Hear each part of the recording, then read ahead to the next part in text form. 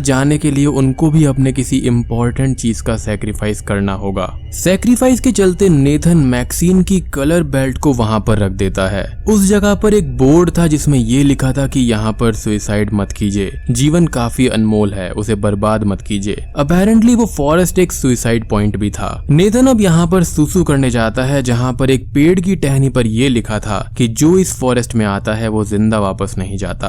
Nathan इस चीज को पढ़कर बहुत ही ज्यादा डर जाता है और वो ऑर्ली के पास भागता हुआ जाता है। दोनों अब फॉरेस्ट में जाते हैं और ऑर्ली फॉरेस्ट में कुछ दूर जाते ही ये कहती है कि इस फॉरेस्ट में एक प्लेस है जहाँ पर फर्स्ट टाइम डेविल यानी कि लूसीफर अर्थ पर आया था जब उसे हेवन से निकाल दिया गया था। उस प्लेस को एंट्रम कहते हैं। वो हेल का डोर है जो धरती के अंदर है। उनको हेल के अंदर जाने के लिए एक गड्ढा खोदना होगा, बट तभी बैकग्राउंड में हम एक डेविल की आकार की परछाई को देखते हैं, which makes this scene really creepy. Very subtle detail, but yeah, it's there. अब दोनों ही एक प्लेस पर आकर कुछ सूखी हुई लकड़ियों को देखते हैं। ऑर्ली ये कहती है कि यही एंट्रम है। अब दोनों अपने रहने के लिए एक ट्रायंगल शेप का टेंट लगाते हैं और फिर एंट्रम यानी कि उन लकड़ियों से भरी हुई जगह पर एक पेंटाग्राम बनाते हैं, जिसके हर कोने पर एक रिलीजियन का एक रिलीजियस ऑब्जेक्ट रखा जाता है। फिर बुक से प्रोटेक्शन स्पेल को वो दोनों पढ़ते हैं। ऑर्ली ये कहती है कि जैसे जैसे वो इस गड्ढे को खोदते जाएंगे वैसे वैसे आसपास का जंगल डार्क होने लगेगा। ईच लेयर के साथ में वो हेल के और अंदर जाने लगेंगे।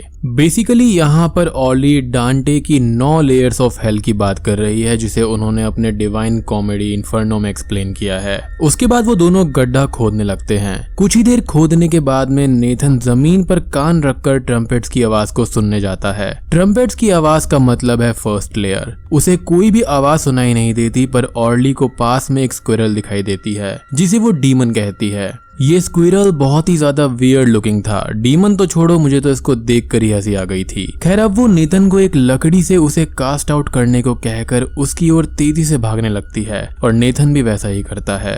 दोनों ही टेंट के आसपास दौड़कर उस स्क्विरल को भगाने लगते हैं और तभी वहां पर एक पेड़ के पास में हमें एक सड़ती हुई डेड बॉडी दिखाई देती है, जिसका मतलब ये था कि किसी ने वहां पर सुसाइड किया था। बट उन दोनों को 5 फीट दूर पड़ी हुई डेड बॉडी नहीं दिखी।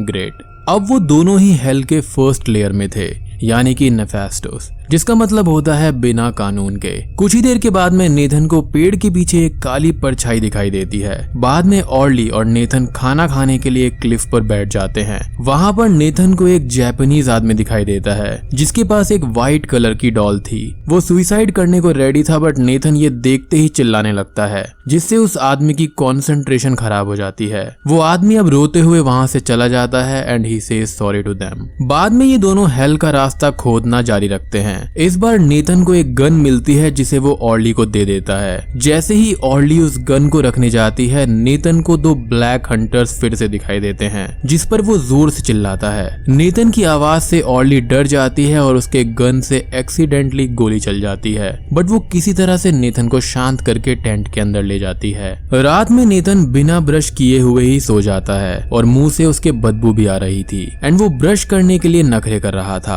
अब ऑर्ली उसे अपने टेक्स्ट बुक से सरबरस की एक स्टोरी बताकर उसे ट्रिक करती है। वो कहती है कि सरबरस 3 सर वाला एक डॉग है जो कि हेल का गेट कीपर है, जिसके सूंघने की क्षमता सबसे ज्यादा तेज है। यदि वो ब्रश नहीं करेगा तो उसकी बदबू को सूंघकर वो यहाँ पर आएगा और उन पर हमला करेगा। वो बॉडी और सोल दोनों को ही नुकसान पहुंचाता है। नेथन डर के ब्रश करने जाता है और ब्रश करते वक्त वो ये देखता है कि एक नेकेड लड़की को कोई नाव में बैठाकर ले जा रहा है। अब यहाँ पर ये एक ग्रीक माइथोलॉजी के डीमन शैरन या फिर कैरन की बात हो रही है, जो कि एक मांझी है। शैरन सोल्स को लिविंग वर्ल्ड से हेल की तरफ ले जाता है और रिवर उसके रास्ते को सिंबलाइज करता है। नेथन इसे देखकर डर जाता है और चुपचाप आकर टेंट में सो जाता है। रात में उसे एक नाइटमेयर आता है जहां पर वो ऑर्ली की बुक को पढ़ता है। बुक में डीमन एक गड्ढे से बाहर आता है और 2 इंसानों का रूप ले लेता है। बाद में हमें कुछ पल के लिए डेविल दिखाया जाता है जो कि काफी देर तक हमको देखता रहता है and it was the creepiest thing of this movie.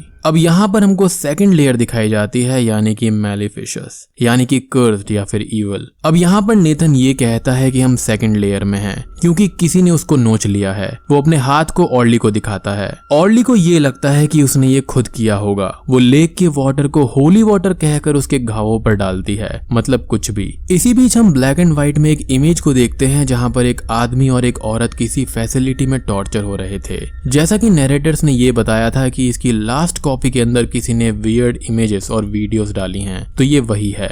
अब नेथन और ऑर्ली मैक्सीन से जुड़ी हुई कोई भी ऑब्जेक्ट को ढूंढने जाते हैं, एज इन की वो एक साइन होगा कि मैक्सीन को आजादी मिल गई है, यानी कि उसकी सोल को। यहाँ पर क्लियरली ऑर्ली नेथन को मैनिपुलेट कर रही थी। उसके पास मैक्सीन का एक दूसरा बेल्ट था जिसे वो फॉरेस्ट में एक जगह छुपा देती है। उसका प्लान था कि नेथन के साथ उसे फिर से ढूंढना, ताकि नेथन को ये लगे कि मैक्सीन की आत्मा को शांति मिली है और उसके नाइटमेयर्स का भी अंत हो जाए। पर उसका प्लान फेल हो जाता है क्योंकि अब उन दोनों को फॉरेस्ट में रियल में ट्रम्पेट्स की आवाज सुनाई देती है, जिस पर नेथन ये कहता है कि अब वो थर्ड लेयर में है। इस बार ऑर्ली भी डर जाती है और वो नेथन को लेकर भागने लगती है। वो एक जंक यार्ड पर आती है जहाँ पर दो लोग थे जिसे नेथन ने सपने में देखा था, यानी कि ह्यूमंस की स्किन में डीमंस। वहाँ पर बैफोमेट का एक स्टैचू भी था जिसके नीचे आग लगी हुई थी। अब यहाँ पर बैफोमेट कोई डीमन या फिर सेटन नहीं है, बल्कि ये स्टैचू अच्छाई और बुराई का प्रतीक है कि गॉड है तो सेटन भी है, गुड है तो इविल है, नाइट डे,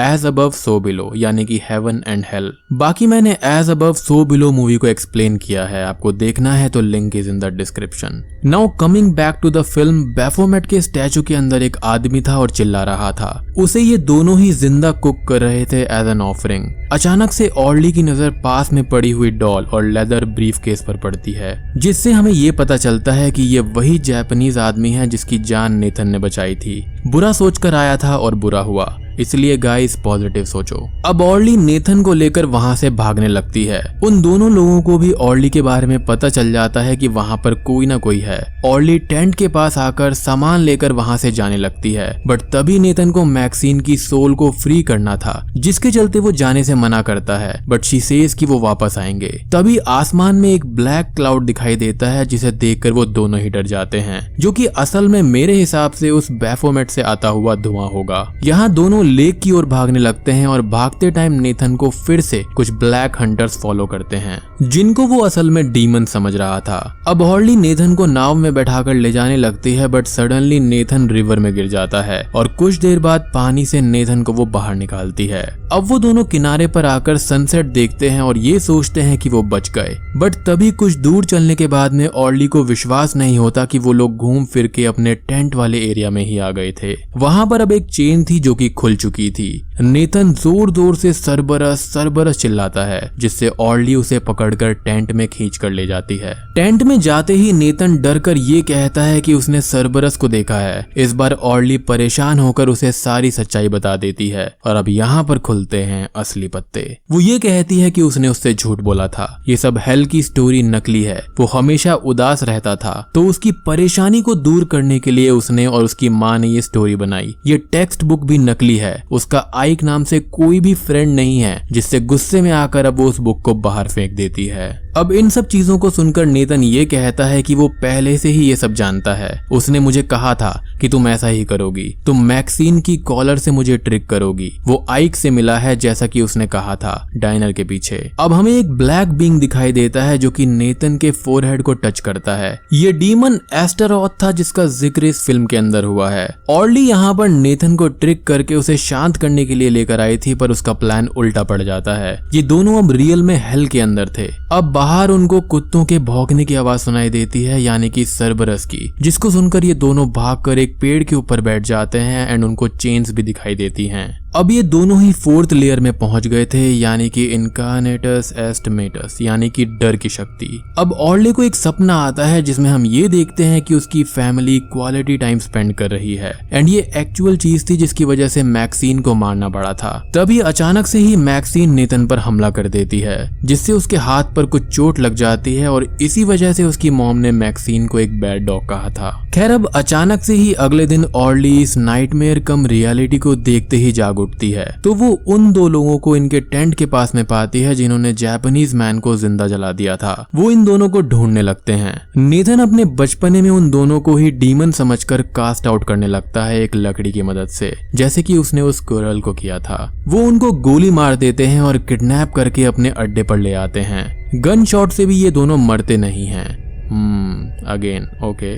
खैर वो लोग नेथन को बैफोमेट स्टैचू के पेट में डालकर उसे पकाने लगते हैं। जिस बीच ऑर्ली पिंजरे में कैद थी, वो लगातार लात मार मार कर पिंजरे को तोड़ देती है और नेथन को बाहर निकालकर वहां से भागने को बोलती है। फिर वो वहां पर रखी हुई गन से उन दोनों को ही गोली मार देती है, जिससे सडनली हमको फिर से ब्लैक एंड व्हाइट इमेज दिखाई देती है, जहां पर वो औरत उस आदमी पर एक गन ताने खड़ी हुई थी और उसकी आंखें गायब हो गई थी। अब ये दोनों ही 5th लेयर में आ जाते हैं, यानी कि द एबिस, यानी कि गहराई में आ गए थे।